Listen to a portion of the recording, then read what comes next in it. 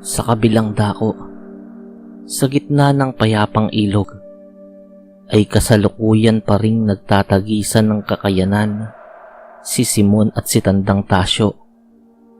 Sunod-sunod na ang ginagawang mabibilis na pag-atake ni Simon sa matanda.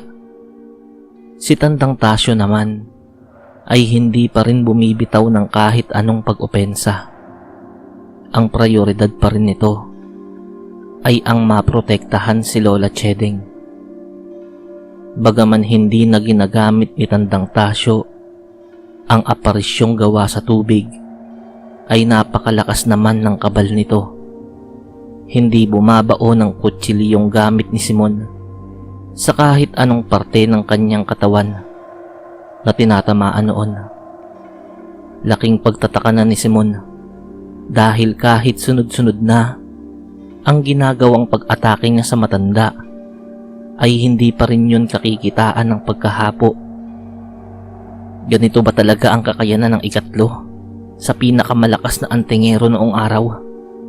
Pero nakikita ko, bagaman hindi bumabaon ang kutsilyo ko sa kanyang balat, ay nagiiwan naman yun ng galos. Ito na ang pagkakataon ko para gamitin to.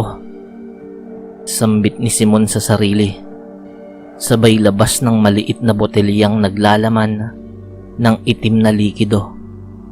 Ibinuhos niya ang lahat ng laman noon sa kanyang mga kutsilyo. Ang likidong yun ay gawa sa pinaghalong katas ng pinaka-nakalalasong talangka at palaka. Oras na madampian noon ang kahit anong sugat o galos, ay paniguradong sisirain noon ang katawan ng isang tao. Kung malakas na antingero naman ang mapaggagamitan noon, ay sapat na yun para maging sanhi ng mabilisang pagkaparalisa ng buong katawan nito. Muling sumugod si Simon papalapit sa matanda. Sa sobrang bilis ng kanyang pagbulusok, ay halos gumawa na yun ng guhit sa tubig ng payapang ilog. Magkakasunod na pag-atake ang ginawa nito sa matanda. Ang ilan sa mga atake ni Simon ay nasasalag ni Tandang Tasyo gamit ang kanyang mga bisig. Subalit dahil sa napakabilis ng mga ginagawang pagkilos ni Simon, ay tumatama pa rin ang kambal na kutsilyo nito sa bisig at ibang parte ng katawan ng matanda. Matapos ang ginawang pag-atake ni Simon, ay muli itong umatras para dumistansya. Sa pagkakataong yun, ay naghihintay na lang siya ng magiging epekto ng lason. At hindi nga nagtagal, ay nasaksihan niya ang unti-unting panginginig ng katawan ni Tandang Tasyo. Ilang sandali pa, ay huminto iyon sa paggalaw. Umepekto na ang lason. Bumagsak sa tubig at nakalutang na lamang ang hindi na gumagalaw na katawan ni Tandang Tasyo. Indikasyon yun para kay Simon na tuluyan na ngang kumalat sa katawan ng matanda ang lason na kanyang inilagay sa kanyang mga kutsilyong pinang-atake. Unti-unting lumapit si Simon sa matanda. Wala ring nagawa si Lola Chedeng na nakatayo sa di kalayuan. Yan na bang pinagmamalaki ng ikatlong pinakamalakas na antingero sa kapanahunan nyo? Kaya ayokong maging katulad nyo eh.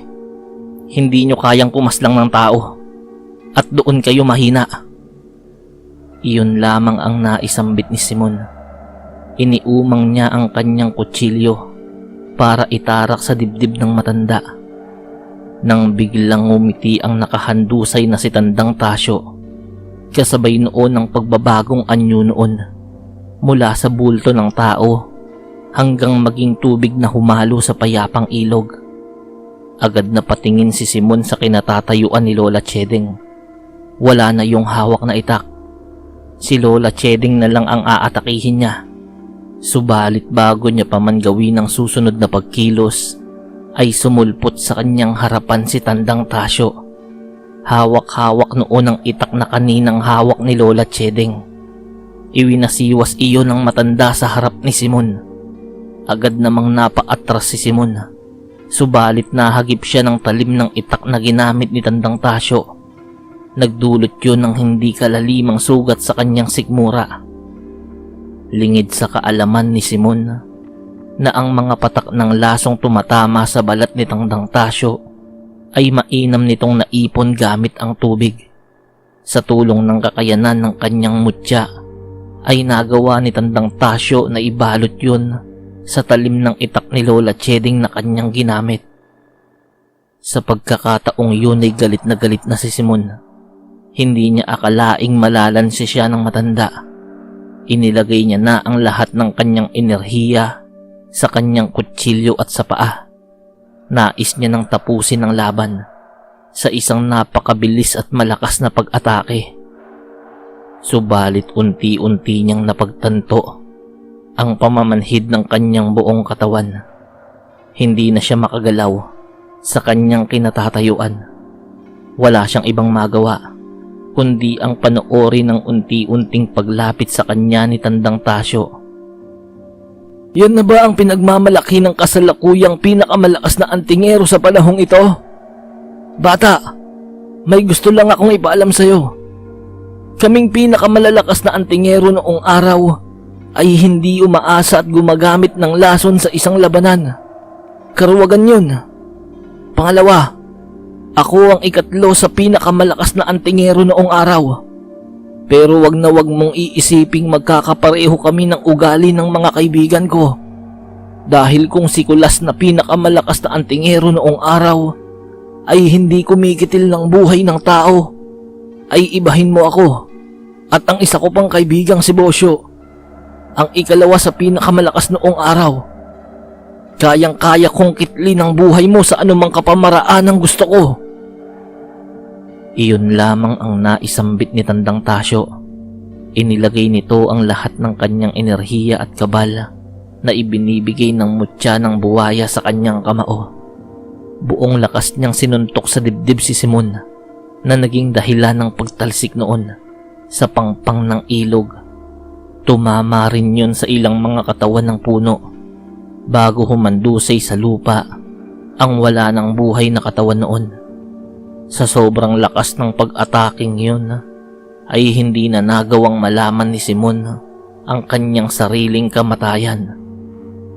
Oo nga pala, hindi ko nasabi sa iyo, bata, na kapag nasa tubig ako ay napapantayan ko ang kakayanan ng pinakamalakas na antingero noong araw na si Kulas.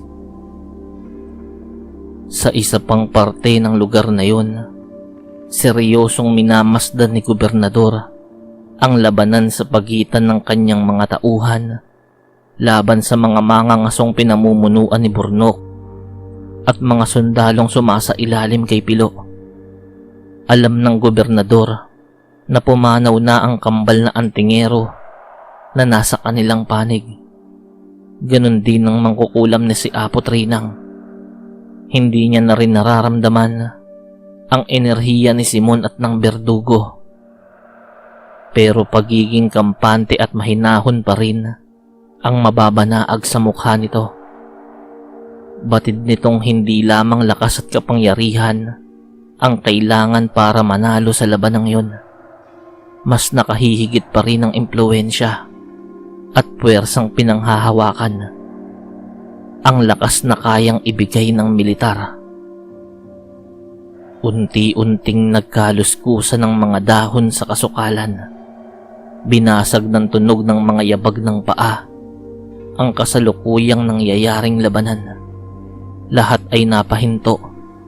Unti-unting iniluwal ng kasukalan ang mga militar na nakasuot ng uniforme. Ang mga sundalong yun ay bumibilang ng higit sa 200. Lahat ay naaarmasan ng matataas na kalibre ng mga baril. Mula sa tumpok ng mga sundalo ay umabante ang isang retiradong sundalo na may mataas na katungkulan. Isa iyong dating general, si General Makabanti, ang binansagang mandaragit dahil sa tinataglay nitong mutya ng lawin. Dahil sa kakayanang ibinibigay ng mutya sa kanya, ay nailalatag niya ng maigi at maayos ang isang digmaan. Dahilan kung kaya't hindi pa ito nakararanas ng pagkatalo. Dahil sa isang tenyente si Pilo, ay agad niyang nakilala ang retiradong sundalong opisyal. Iniidolo niya yon dahil sa pagiging patas nito at disente. Ni hindi napabalita na naging sangkot ito sa kalokohan ng mga masasamang politiko at negosyante. Napangiti si Pilo. Sa isip-isip niya ay tapos na ang labanan. Dumating na ang kanilang mga kaalyansa, mga kakamping tutulong sa kanila para talunin si Gobernador Santiago. Subalit ilang saglit lang ay napamulagat ang mga mata ni Pilo dahil sa paglapit ng dating general kay Gobernador Santiago.